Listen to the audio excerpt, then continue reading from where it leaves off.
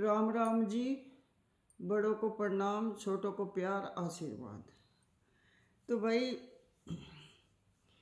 सब नहा नहा के पूरा मेकअप कर कर के सब वो ब्लॉग बनाए, मतलब वीडियो। और मैं तो बस अपना सुबह ही बना दूँ ऐसे ही, बाद में नहाऊँ। कल हनुमान जी के मंदिर में गई थी, तिलक भी कल का लग रहा। तो जैसे भी चला रही। और एक तो मेरे बहुत ज़्यादा इसमें खब्बे कुल्ले में ऐसा दर्द हो रहा कि चलने में बैठने में भी बड़ी दिक्कत हो रही मुझे। पता नहीं क्या हो गया, 3-4 दिन हो गए। कल वो लेकर आए, हम सरसावा गए थे बैंक में जब काम था, और मंदिर में गए थे। उसका सेब का सिरका बताया था किसी ने कि 2 टाइम इसको पी लो। एक तो मेरी दूसरी दवाई चल रही है और वो भी साथ में दो टाइम हो गया। सुबह शाम दोपहर में कैप्सूल है जो वहाँ से लाई थी, सीता देई साहपुर से। और जी 2 टाइम पुड़िया है लस्सी में मिला के मट्ठे में। और जी वो क्या जंजीर सी क्या बोल रहा है, 2 सुबह शाम भिगो के हैं। और जी देसी घी की जलेबी हैं जो मूली का रखा है ना, उसमें भिगो कर खानी 2 टाइम। तो और भी कई चीज़ हैं। दूँ उसका क्या बोल रहे हैं उसे, मतलब भूल जाऊँ। भांग का और आम का जो हो ना, वो खराब हुआ वो गोरा हुआ, उसका धुआं करना, उसकी सिकाई करनी, पता नहीं क्या क्या बहुत कुछ है। पूरा दिन मेरा दवाइयों में ही लग जा।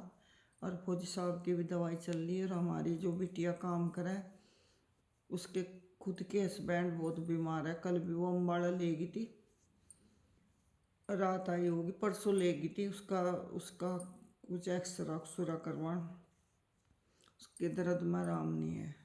तो भाई शरीर है तो मशीनरी है, इसमें कब सही हो जा कब ना हो जा। जब बिगड़े तो बिगड़ती रहे, सुधरे तो सुधर जा।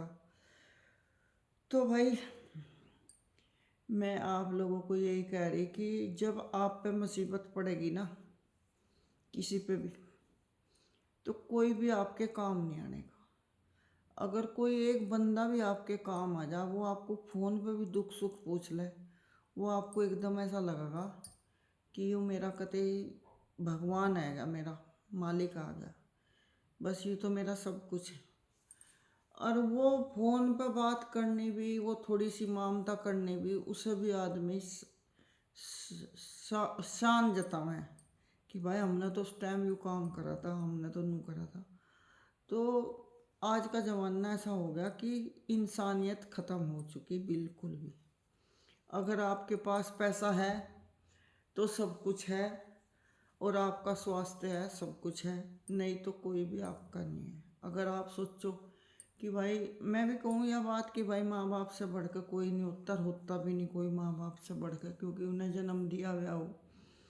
और जन्म भी इसलिए देते हैं कि भाई मजबूरी हो जा, क्योंकि बच्चा थोड़ा ही कहा मुझे जन्म दो, वो तो माँ बाप का स्वार्थ हो बच्चा पैदा करने का। बच्चे का तो कोई उसमें रोल नहीं होता कि बच्चा कह रहा कि मुझे पैदा करो। हम बच्चे पे एहसान जतावें कि भाई हमने तू पैदा करा, बच्चे ने थोड़ा ही कहा मुझे पैदा करे, वो तो आपका स्वार्थ था, है ना।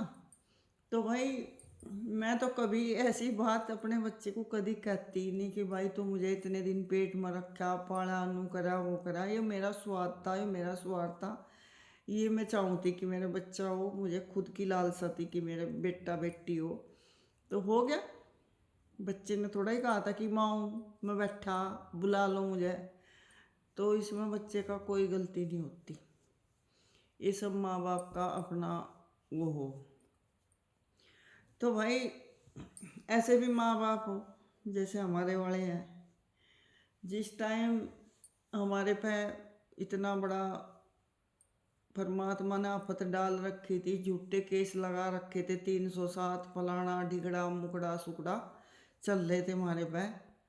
तो भाई उस टाइम हमारे देवर ने हमारी ज़मीन ले ली, जो हमारी खुद की ज़मीन थी, तीनों भाइयों की, जो खरीदी हुई थी, जो हक बैठा था। जो सच बैठा था। पूरे गांव गुआन ने पता, पूरे गांव गुआन में उसकी थू थू थू थू हो रही। तो भाई उसने ऐसे टाइम पर ज़मीन ली, अगर लेनी थी ले लेता। हमें नू लगता चलो भाई केस निमट गया, अब ले ली कोई बात नहीं। लेकिन ऐसे टाइम पर जिस टाइम हम हर टाइम कोर्ट कचहरी के चक्कर लगा रहे, रो रहे, परेशान हो रहे, दुख ठा रहे कि भाई हमारे 55 लाख शादी में लग गए थे, हमारे उधर हमारे उसमें कोर्ट कचहरियों में लग रहे थे, हमारा बच्चा बरान था, हर हफ्ते रोज कोर्ट कचहरियों में आ रहा था नौकरी पर सभी।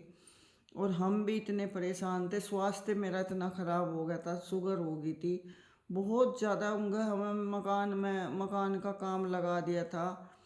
तो भाई चारों तरफ तो हम गिर गए थे, क्योंकि हमारा मकान भी बिक गया था उस टाइम, क्योंकि मकान हमने बेचना निकाल रखा था पहला ही।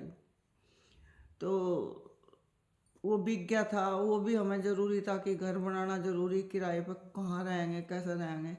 तो भाई दुख में कोई किसी के काम नहीं आता। और वही माँ बाप थे हमारे, जिन्हें लोग कहना कि माँ बाप तो बढ़कर कोई नहीं, हम भी कहें वो माँ बाप थे जिन्हें उसके नाम जमीन करी। क्या उनकी इतना भी दिमाग नहीं था उनमें कि भाई हम क्या कर रहे हैं, कुछ तो सोचते। पर औरत ऐसी चीज़ हो, औरत अगर किसी को लारा लगा लेना तो आदमी भूल जाओ। वो कहता है नहीं कि भाई बाजे बाजे ने सारी प्रॉपर्टी अपनी किसी के नाम कर दी, नू कर दिया, वो कर दिया, वो उसके फलाने के ढिगड़े के उसमें आ गया नू। ये सच्चाई है, ये हम अनुभव कर ली। ना तो आज तक हमारा ससुर हमारा मकान देखने आया, ना हमारा देवर आया। हमें प्रोग्राम भी करा था उसका, मुहूर्त करा था मकान का, जबकि ना हमारी कोई लड़ाई थी। मैं देवर के लड़के की शादी में भी गई, उससे पहले भी मेरे लड़के की शादी में आए हुए हैं, और मैंने सोने की गुंठी भी दुआई उनसे, और जिस पजेबा भी दुआई, कपड़े भी दुआए। जबकि मेरे कपड़े भी नहीं, मैं कपड़े भी आधे रख लिए हमारे, शुभम की बहू का रख लिया था। जब तक तो तलाक नहीं होता आना चाहिए था, अन्ना पजेबाई मेरी, है ना। तो भाई मेरी दुरानी इतनी, मतलब इतना हवस है उसे। और मेरा नहीं, मेरी बीचली दुरानी का भी हड़प लिया सारा। जब हमारा देवर जीवित था वो बीचला, उसके उसे ऐसा लारा लगा रखा था। फिर बाद में उसे अकल आई, मरते टाइम वो लड़ा भिड़ा फिरा बहुत, वो भी बेचारा दुखी होता। बस फिर तो समय ही निकल गया था, उसका शरीर ही ख़त्म कर दिया था। तभी तक गैस ऐसे केमिकल चीज़ें उसके भीतर तारी गई थी। 45 साल का ही ख़त्म कर दिया था वो। अच्छा मेरे पर क्यों कफा है? कफा तो बिजली वाली पर भी बहुत है, 3 केस कर रखे उस पर भी, मेरे ससुर ने दुरानी ने करवा रखे, 3 केस हैं उस पर भी। जबकि बेटा उसी का पाल रही, प्रॉपर्टी सारी उसने दे दी, और सारा उसका है भी उसी का। पर नू सोचा जल्दी मिल जा या मरेगी कद ने, उस पैसे को जल्दी सोच रहे जो मरने के बाद मिला, कि यूँ मिल रहा क्यों नहीं। तो भाई ये है दुनिया। मैं तो नू देखा, अब आकर देखो मुझे अकल आई परमात्मा ने दी कि सब्र कर लो। जितना आप सब्र करोगे उतनी ही बरसात बरसेगी आप पर चीज़ की। अगर आप पैसे से सब्र करोगे, आपका पैसा कोई छीन लेगा, वो उसी पैसे में रहेगा, वो कभी तरक्की नहीं करने का। अगर आपकी प्रॉपर्टी लेगा, वो उसी प्रॉपर्टी में रहेगा, वो कभी तरक्की नहीं करने का। आपका प्रॉपर्टी भी ज़्यादा हो जाएगी, आपका पैसा भी ज़्यादा हो जाएगा। ये मैंने खुद अनुभव कर रही। परमात्मा का शुक्र है, मालिक का। तो सच में परमात्मा की भाई लीला बहुत बड़ी। वहाँ तो भंडार है, मांगो तो उससे मांगो, छोड़ दो। जो कोई छीन रहा छीन ले जाओ, उससे भी 3 4 10 गुना 20 गुना परमात्मा बरसात करे। तो भाई ये मैंने अनुभव किया, सब्र का फल मीठा हो, ये बात सत्य है। ये आकर पता लगा हमें कि हाँ भाई सब्र का फल मीठा हो। हमारे से बहुत लोगों ने कहा, परिवार वालों ने भी कहा बहुत, कि ठाक इसका गोली मार दो जी, इसने थारी ज़मीन ले ली। किसी ने कहा मुकदमे कर दो। बहुत हमारे घर वकील भी सलाह देने आए, रिश्तेदार वकीलों को भी लेकर आए, सब ने सब डाली सलाह दी। पर मेरे बेटे ने एक ही बात कही कि कमाने की सोचो, अपनी कमाई लो, अपना कमाओ और आगे बढ़ो। जैसा कोई करेगा, अगर आप भगवान को मानो तो भगवान अपने आप आपको ही हिसाब दिखा देगा। और दिखा रखा, उसका बच्चा बारा है, मेरा कर का खा रहा। परमात्मा की दया से घमंड नहीं करती मैं, मुझे तो कोई दिक्कत ही नहीं है। घर में परमात्मा ने 5 एसी लगवा रखे, नौकर चक्कर काम कर रहे, और भाई इससे ज़्यादा और क्या सुख चाहिए। 100 बीघे भी अगर ज़मीन होगी, 500 बीघे भी होगी, जब भी नहीं इतना आनंद मिलता। किसी से आधार नहीं लेने जाती, किसी के परेशान नहीं होती, अपने घर में रहूँ, मज़े मारूँ, जी करा बाहर घूम आऊँ, कोई दिक्कत नहीं। अच्छा खाने को जी करा अच्छा बना कर खा लूँ, और क्या चाहिए। कहीं बाहर जाने को, घूमने को जी करा, कोई मना नहीं करता, गेल ले कर चलते। बस इससे ज़्यादा और क्या चाहिए। तो भाई कल मिलते हैं, बाय बाय।